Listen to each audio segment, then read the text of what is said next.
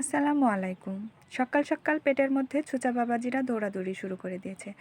তো তাদের এই দাপাদাপি থামানোর জন্য পেটে তো কিছু দেওয়াই লাগবে, সেজন্য চলে আসছি সকালবেলা কালাই রুটি বানানোর জন্য। সাথে হবে বেগুনের ভর্তা। তো পুরো শীতটা জুড়ে কিন্তু আমাদের বাসায় এই ভর্তা আর কালাই রুটি প্রায় মাঝে মাঝেই হয়ে থাকে। তো সবার জন্য আমি কালাই রুটি আর ভর্তাটা করলাম। সবাই ওইদিকে খাওয়া দাওয়া করতেছে। সবার খাওয়া দাওয়া শেষ করার পরে যখন আমি নিজে খেতে গেলাম তখন দেখছি মেয়ে আমার ভর্তার অবস্থা পুরাই ১২টা বাজায় দিছে। আমার মেয়েটা ভীষণ রকমের ভর্তা লাভার, তো তার সাথে আমিও একটু খাওয়া দাওয়া করলাম। কি আর করার, সে আমাকে তুলে তুলে খাওয়াই দিল। তো খাওয়া দাওয়া শেষ করার পরে তার সাথে একটু খেলাধুলা করলাম। ও ভীষণ দুষ্টুমি করে, সব সময় আমার সাথে আঁচলই ছাড়তে চায় না। তো ওর সাথে দুষ্টামি করার পরে আমি চলে গেলাম, কিছুটা কাপড় চোপড় ছিল সেগুলো ধোয়ার জন্য। আসলে মেয়েদের জীবনটাই এরকম যে সকাল হয়, ঘুম থেকে ওঠার পরে কাজ দিয়ে শুরু হয়, রান্না বান্না, খাওয়া দাওয়া, তারপরে আবারও রান্নার আয়োজন দুপুরের জন্য, তারপরে আবারও খাওয়া দাওয়া, এই চলতে থাকে। এভাবেই চলুক জীবনটা। এই করতে করতে বাসায় আবার খেসারি শাক নিয়ে আসা হয়েছে, এখন সেগুলোকে কাটা বাছা হবে। বেটি কি শাক বাছতে না কাটতে আসলো? আমার শাশুড়ি মা শাক কাটতে পারে না দেখে আমার এক ফুপু শাশুড়িকে দিয়ে শাক কাটার জন্য উনি ডেকেছেন।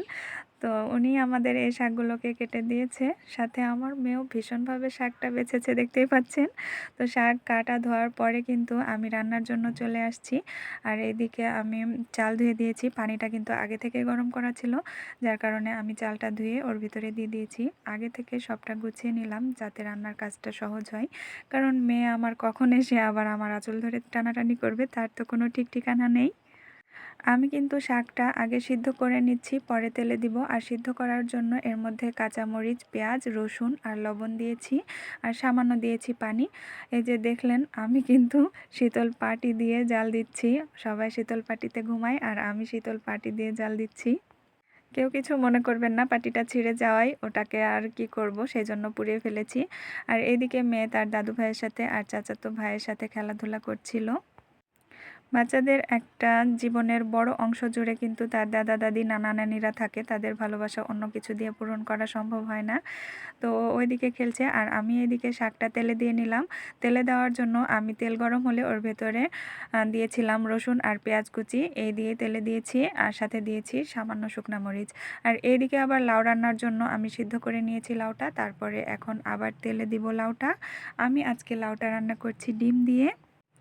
আর ডিম দিয়ে তেলে দিলে কিন্তু অনেক মজা হয়, লাউটা অনেক ভালো লাগে খেতে। আর এটা আমার বাসায় প্রায়ই হয়ে থাকে, যেটাকে বলে কমফোর্ট খাবার। তো আমি ডিমটা ভেজে প্রথমে লাউয়ের উপরে দিয়ে দিয়েছি, তারপরে ওই তেলের মধ্যে রসুন আর পেঁয়াজ কুচি করে দিয়েছি। এখন এটাকে হালকা লাল মতো ভেজে নিয়ে এর ভেতরে লাউটা ঢেলে দিচ্ছি, তাহলে আমার লাউ রান্নাটা কমপ্লিট হয়ে যাবে। আর আমি লাউ রান্নার পরে সামান্য একটু মাংস বের করে রেখেছি, মুরগির মাংসটা রান্না করব, কারণ মেয়ে আমার লাউ বা এই শাক কোনোটাই খাবে না। তো ওকে তো কিছু খাওয়াতেই হবে, এই জন্য আমার মাংসটা রান্না করা। আমরা মেয়েরা ভীষণ রকমের অদ্ভুত। নিজে কি খাবো কি খাবো না সেটা নিয়ে চিন্তা করি না, পরিবারের লোকজন কি খায় কি খায় না সেটা নিয়ে আমাদের মাথা ব্যথা। কেউ যদি একটা খাবার না খেতে চায় তার জন্য বিকল্প ব্যবস্থা তৈরি করি।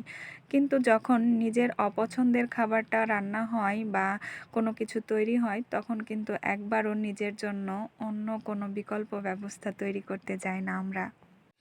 তো যাই হোক, আমার মাংসটা এদিকে রান্না হচ্ছে আর আমার মেয়েটা কিন্তু এর মধ্যে ঘুমিয়ে গেল। কি আর করব, দেখছেন ওর জন্য রান্না করছি আর ও বেচারি ঘুমিয়ে গেল অপেক্ষা করতে করতে।